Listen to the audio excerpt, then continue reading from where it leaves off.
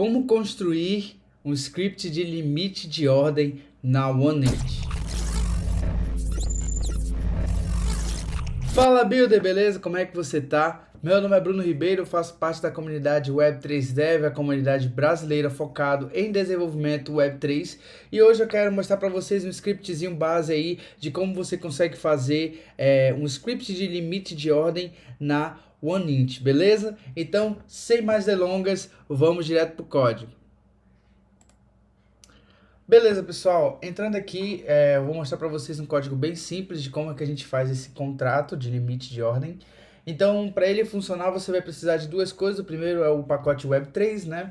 E o segundo vai ser o pacote da OneInt Limit Order Protocol. Beleza? Você pode baixar esses dois caras aí pelo Yarn e NPM sem dores de cabeça, sem muitos problemas. Então, beleza.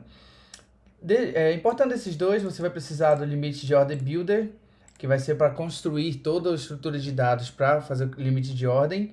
O conector web, o provedor, né, Web3, o provider, e o limite de ordem protocol facade, que vai ser o responsável por fazer o preenchimento dos dados aí do data para fazer o limite de ordem. Beleza? Então, vamos lá. A primeira coisa que você vai precisar vai ser o endereço do contrato, o endereço da carteira que vai receber, né, no caso os tokens, e o endereço da chain, ou seja, o ID da blockchain que você vai estar utilizando. No caso, o ID 1 é a rede Ethereum, a mainnet da Ethereum, beleza? Depois disso, a gente só faz essa importação aqui do Web3 e aí a gente pode criar o nosso conector utilizando o Web3 Provider Connector. Lembrando que esse cara aqui, ele pode ser customizado, então você pode criar seus próprios provedores aí Web3 sem problemas nenhum. E aqui a gente começa a criar o nosso limite de ordem. Usando o limite order builder, a gente precisa do endereço do contrato, do ID da chain e do conector que a gente criou aqui em cima, e aí a gente vai ter o nosso limite order builder instanciado. Depois disso, a gente pode instanciar o nosso facade, né, o nosso protocolo facade. E aí a gente vai ter o endereço do contrato, precisar do endereço do contrato e do conector também para ter esse cara. Então, finalmente a gente começa a criar o nosso limite de ordem e a nossa assinatura. Então, beleza, passando por esses caras aqui, o que ele vai precisar receber, né? Esse make asset address nada mais é do que o endereço do fundo que você quer vender, ou seja, o SDT, qual é o token que você quer vender, é o maker asset address. O taker é basicamente o endereço do token que você quer comprar, beleza? Aí você tem o maker address, que nada mais é que o endereço da carteira que você quer vender, o endereço da sua carteira, que está ali em cima, ó.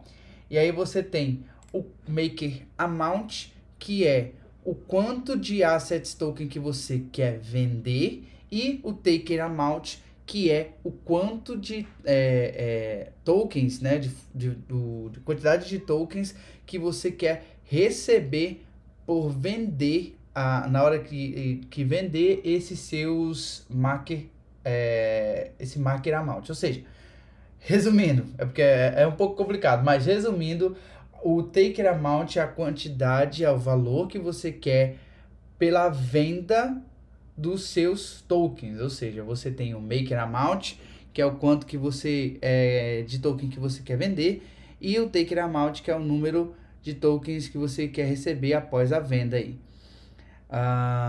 Por exemplo, você pode dizer, eu quero 5 DAI, eu vou vender 5 DAI, então eu quero 5.000 unidades, entendeu? Então você vai dizendo esses valores aí.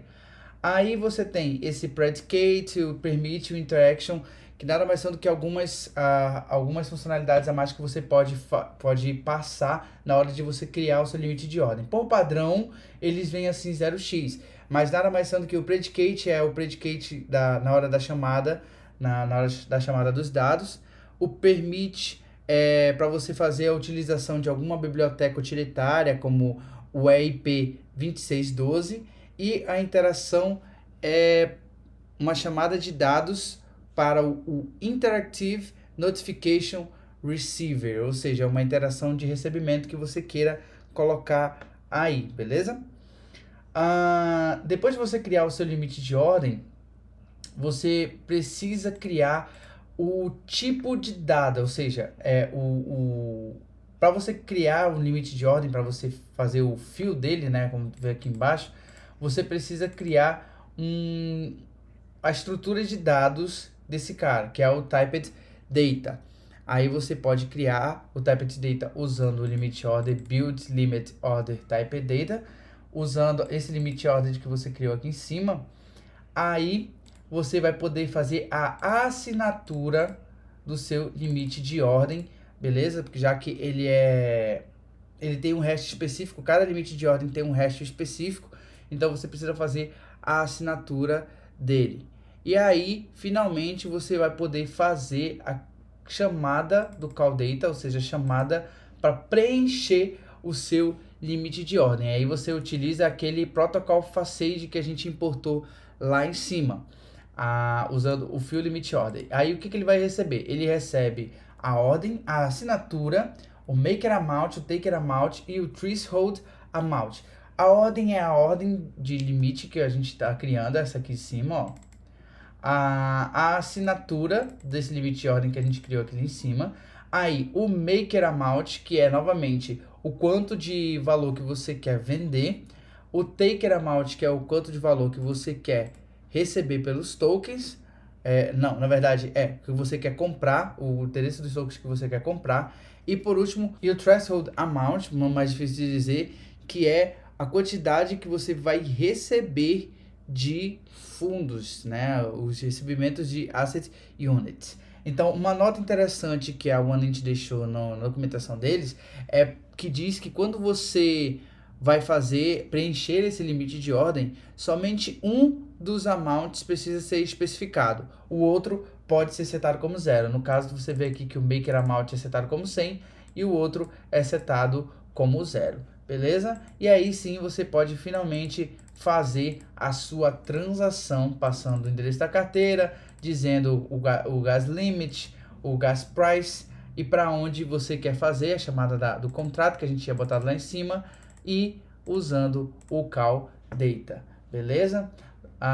Deixa eu dar uma mostrada para vocês também o que ele retorna quando você faz a criação do limite de ordem, beleza? Da hora que você chama essa criação aqui de limite de ordem, ele retorna um JSON com todos esses valores aqui, ó, o salt, que é um valor específico, porque como eu falei, cada limite de ordem ele é um cara específico, então ele não pode se repetir, aí ele vai te mostrar o salt assim que ele utilizou para fazer o hash, o maker asset, o taker asset, o maker, que nesse caso é o endereço da carteira, o receiver e várias outras informações aí que a gente pode estar utilizando ou que você pode estar dando uma olhada aí para facilitar o seu entendimento da criação do limite de ordem e ver se está tudo certinho, beleza?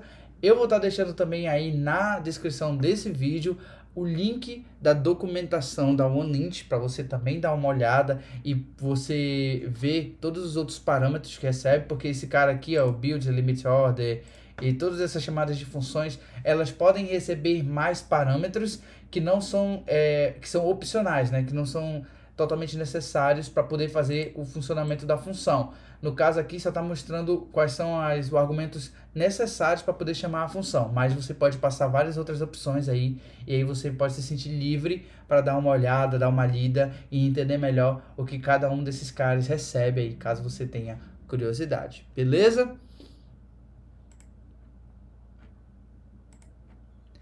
E é isso aí, pessoal, passando aqui só para dar aquele obrigado por ter assistido até o final. Mais uma vez fica o convite aí para você participar da comunidade Web3 Dev, entrar na nossa comunidade. A gente está cheio de oportunidades lá, oportunidades para aprender, oportunidades para ensinar, oportunidades de emprego, quem sabe. Então não perca mais tempo, entre no link aí na nossa descrição desse vídeo, lá no Discord, e faça parte da construção da nova internet. Muito obrigado por ter assistido até aqui. A gente se vê numa próxima e valeu!